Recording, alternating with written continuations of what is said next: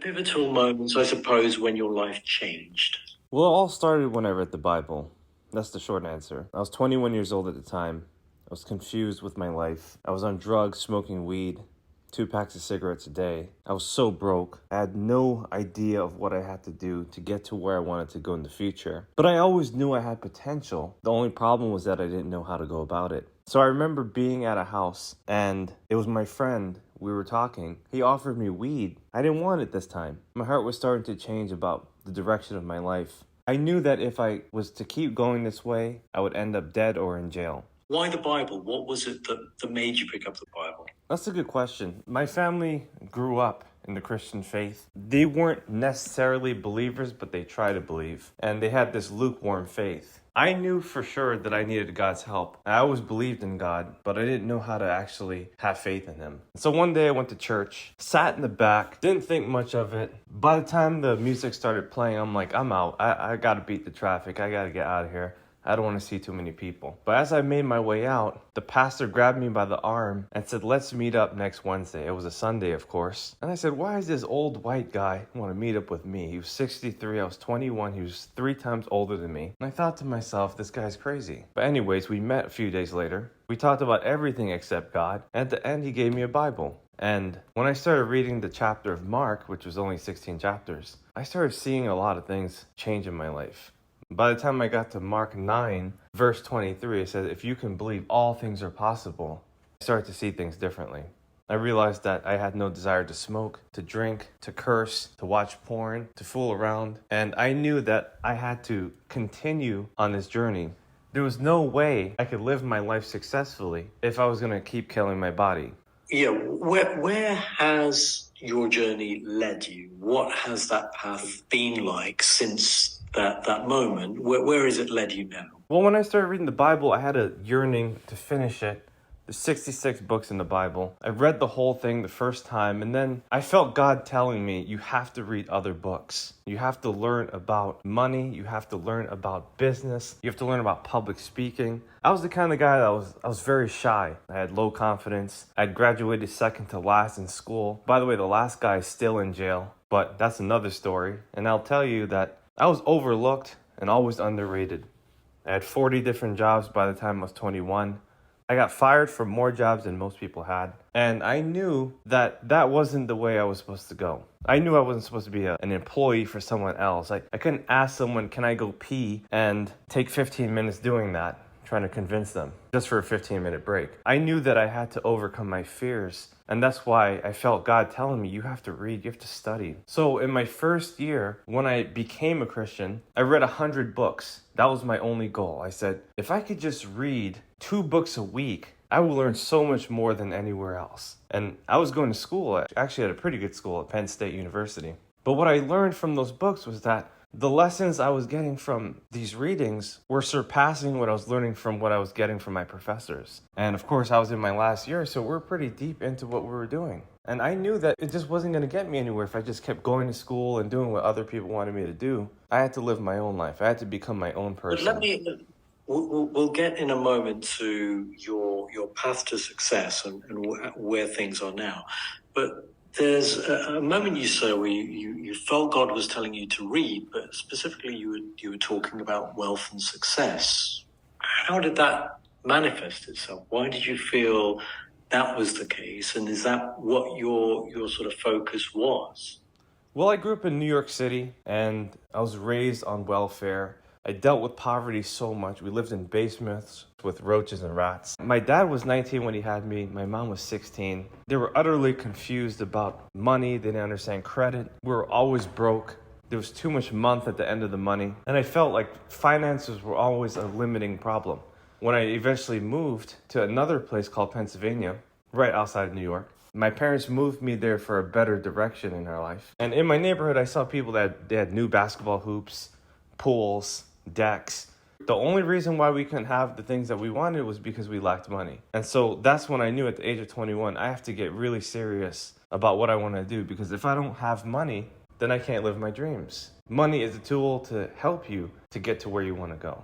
And that's what I started to understand. And the message you were getting, you're saying the goal was to live your dreams. And is that what you felt your faith was telling you? That's what you felt the Bible was guiding you to do as well? Well, the Bible was telling me that I had to become a man. I found that all the people around me were not really stepping up in their responsibilities. People are running away, they're scared. In fact, I was scared. And I feel like everyone is scared in some way, some in smaller and others in bigger ways. But in order for me to eradicate that fear, I had to do something big for myself. And for me, I found that to be personal development. Of course, YouTube had just started out, so I had found some motivational speakers who inspired me. One of them was named Earl Nightingale. And when I heard him on this program called The Strangest Secret, it was a 30-minute segment, I saw life a completely different way, and I was never able to return the same. How did you changed your outlook. What then happened? What did success look like? Well, success just meant for me becoming the best version of myself. To me, success means self-expression. So if that's like a housewife watching her 5 kids, or a corporate executive keeping his job or even quitting his job, that's what it looked like for me. It could be an old lady just gardening in her 80s. For me, success was just reading and studying and learning and asking questions and figuring out, what do I have to do in this world? What are my gifts, my talents, my abilities, and how can I best utilize it so I can serve the most people possible? And what was the answer to that? In conjunction with my reading, the only thing I felt God was telling me to do was just to inspire at least one other person a day. Because I knew I was inspired, and if I could just reach one person for at least 5 minutes and have a conversation and help them understand a little bit more of life based on the things that I had understood, then I felt like that was success for that moment of my life. What was it about you that would make other people listen to your message? What could you say to them about what this way of looking at things had done for you? Well, that was a question that I had been asked whenever people eventually said, who gave you that authority? As I became, bigger and more famous, people were asking me that question. But I just had this deeper calling that rose above anything anyone else could say. Anyone's opinion for me was not my reality. And I felt like because I had been delivered from drugs, abuse, cursing, listening to garbage rap music, fooling around, wasting hours and hours of time with bad people, I knew I had the authority to help other people understand that most of their problems came from their own self-conflicts. And if they could overcome themselves, they could basically overcome the world. The other thing that you overcame, something that you touched on before, was poverty. You talked about your struggles, your family's struggles when you were young. What are things like now, and how does it feel to be in the position that you're in now? The sad reality is that I had to cut off a lot of family members.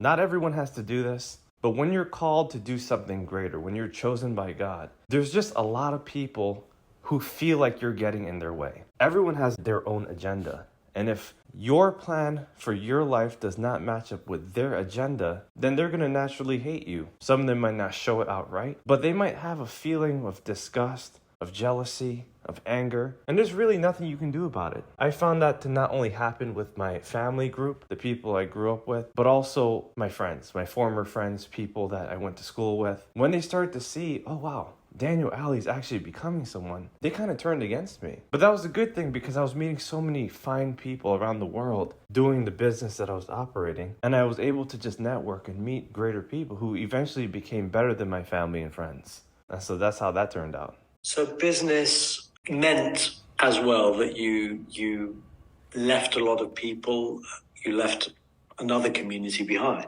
Well, in order to grow, you have to get rid of the old in order to get ready for the gold. And that's what I understood. I knew that these old people that, they weren't old necessarily, but they were former friends and family that had nothing to do with my growth. Nobody was earning 6 figures. No one really saw what they wanted to do in the future. When I would talk to my drunk uncle, he was drinking 12 beers on a Friday, and I was reading 12 chapters on a Friday. So I understood that a lot of these people weren't growing. I would talk to my aunties and they would gossip. I would talk to other family members and they had nothing to say. I would go to these family functions and it was just a dead end. And I knew that if I continued to hang around them every single week, every single month, every year for decades, my life wasn't going to become anything great. So I had to move about 2 hours away from my family members and stay true to my vision. Emotionally, it was a little difficult, but logically, it made the most sense. Better in that they had a purpose, they had a path in life, and they had a plan, they were ambitious. Yeah, they had a vision for the future. They had ideas. They had ways of communicating that my ancestors could never even dream about. And so I knew like this is what I needed to do if I wanted to grow. What do you say to those people who say, well, Jesus in his life was about looking out for those who were suffering through inequality?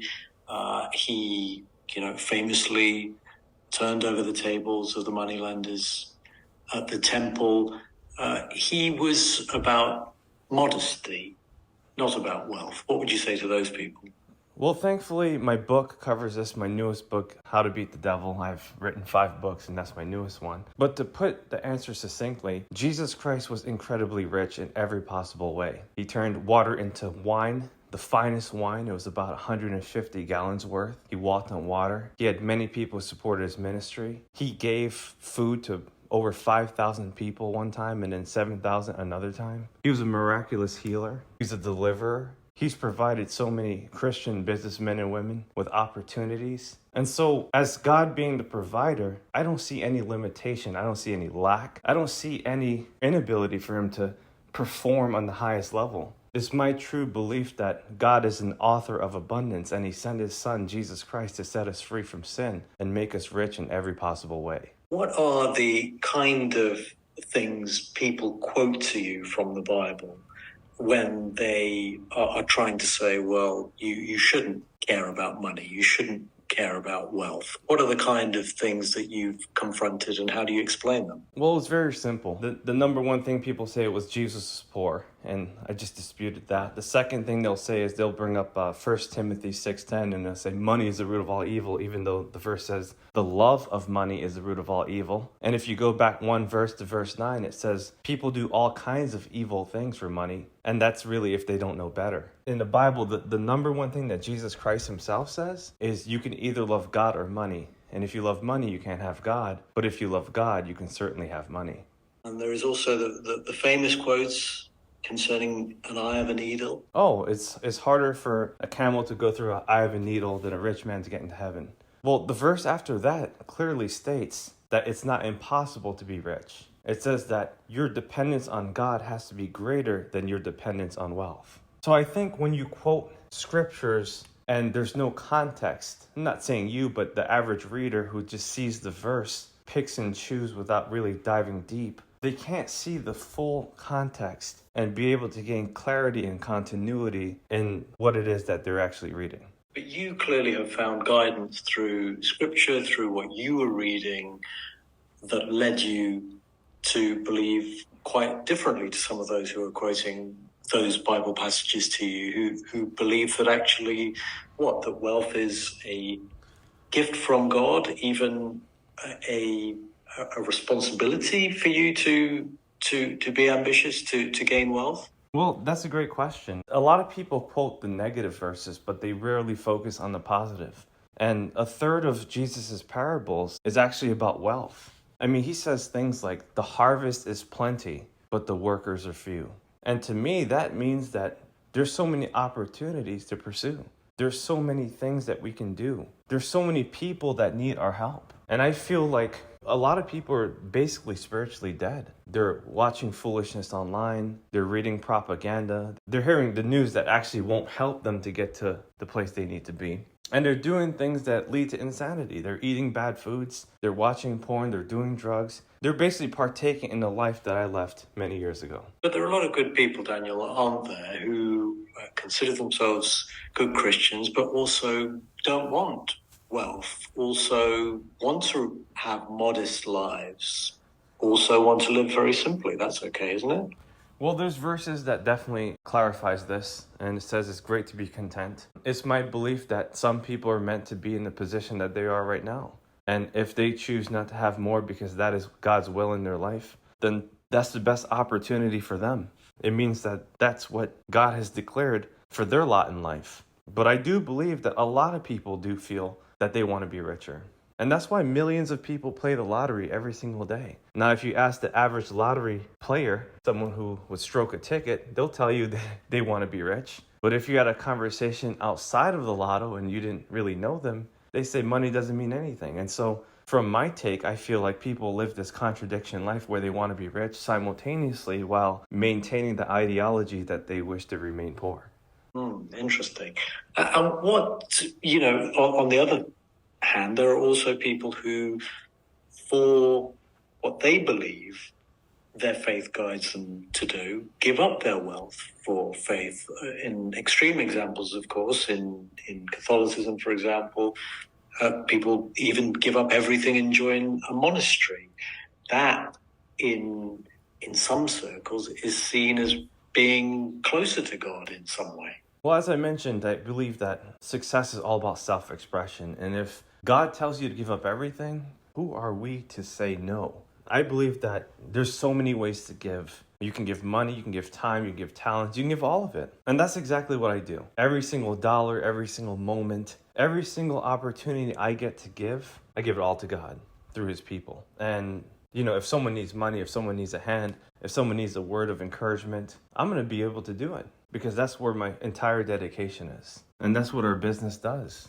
That's what the alleyway is all about. And that's how we function. And faith guides you, as you mentioned there, to be generous as well.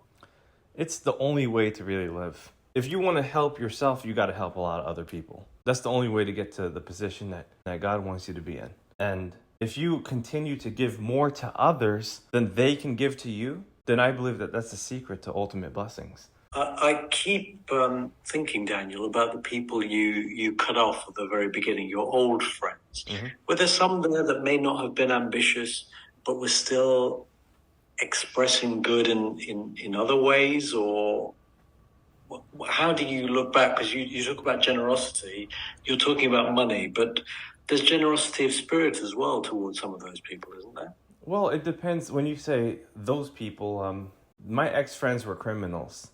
They were drug dealers. They were kind of gangsters, thugs. So maybe they've changed their lives now, but I can't really speak on that because I haven't heard from them. But I know at that time the crimes they were committing were not a part of something I wanted to do for the rest of my life. And you talked about generosity. I mean, some religions, Islam, for example, says that a certain amount of your income has to be to charity. Do you believe in that too, in tithing? Oh, for sure. I've read the Quran entirely multiple times, and I can tell you that the beliefs in the Bible are very similar. But since the Bible was written first, it says the same thing. And the 10% should be allocated to God's kingdom. And if you can give more in whichever way possible, that's exactly what we're supposed to do as Christians. You talked at one point about Jesus providing a platform by which Christian entrepreneurs have been able to make money. Do you see sometimes that there is a problem in some churches or some institutions that are trying to make money in the name of faith? Do you see that around you sometimes? Well, that's exactly why Jesus was flipping over the money tables. I believe fundamentally 99% of churches are completely off with their mode of operation. If Jesus Christ were to step into cathedrals and churches all around the world, I believe that 99% of them would fail tremendously. And it's not because they don't have good intentions. I mean, some of them don't. But it's mostly because they don't know any better and they don't seek the real answers that's required to get to where he's always desired. So if you ask me, I speak at churches all the time. But if I were to sit down and listen to a sermon and watch how they conduct their affairs and go through the whole thing, and I could tell you it's just not exactly where the church needs to be. And that's why a lot of people see Christians as hypocrites. They don't really know why they should jump into the faith. Because that's one of the biggest questions. And it's not just in the Christian religion, but it's in every religion. Hindus and Buddhists and all kinds of people are being questioned and they don't know how to explain their belief systems. They don't know how to actually quote scriptures and how to allocate their funds and to invest correctly according to what the scriptures recommend. And that's why a lot of people say, why should I be a Christian? There's no benefit in doing that. But if you read the actual Bible, you'll see the real answers that gives you the truth. And that's why I say Bible stands for basic instructions before leaving earth. Because if we read this miraculous text, we're going to find all the answers we ever needed in order to succeed in our life. Where does life go? What is the plan now for Daniel Aldie? Well, like I said, I wrote 5 books. I'm speaking every week at events. I have a YouTube channel, an Instagram page. We have millions of fans. I'm writing my 6th book right now. I'm investing in real estate. Been into crypto for some years. Baby that's about to be 2 years old. My wife and I enjoy our life. We travel a lot. We try to go to places that people don't even know about. Not the popular ones, but the ones that you see on the map and you're like, wow, does that place exist? Let's go. We just want to live our life at the highest level. We do our Bible studies every day. I have employees and people that I lead and clients that I coach and mentor. And life has just been fun. It's taking up all my time, and I'm totally dedicated to the process. Lovely. Is it a blessing that you're rich, or do you think God wants you to be rich? Both, for sure. I think money is the symbol of God's promise, his blessings. Abraham was rich. Job was rich, Joseph was rich, Moses was rich, eventually. There's a lot of Bible characters, Boaz, Joshua. So given that you believe that, for those who are living in poverty, is that something that is ordained by God too? There's someone right now listening that may be in deep poverty, and they're going to say, because of this interview, I'm going to turn my life around. I'm going to change. I'm going to do something big. I don't think everyone was meant to be rich. But I believe that there are some people who can be richer than they are. In fact, all people can be richer than they are. And rich doesn't constitute only money. It can be relationships, it could be health, it could be your connection to God. I think a combination of all those things is what really constitutes wealth. Knowledge, wisdom, truth, happiness. But the point I'm making is, if you feel that you've been blessed when you get money, does that mean someone who is poor, even though they are trying not to be poor, they don't necessarily want to be there, how would you say that they shouldn't feel that they've been abandoned by God? Well, that's a really good question. Jesus blesses those who are very poor, even at the most miserly standards, according to humans. And all that means is that they're free from the bondage of wealth. I mean, when you're rich, you have a huge responsibility. But when you're poor, you don't really have that many responsibilities. You just have to take care of your little jurisdiction and you're fine. So I think God is saving a lot of people for the massive headaches that they could have if they had a little bit more money than they did. Thank you very much, Daniel. That was fantastic. So what you said there was about being free from the burden of wealth.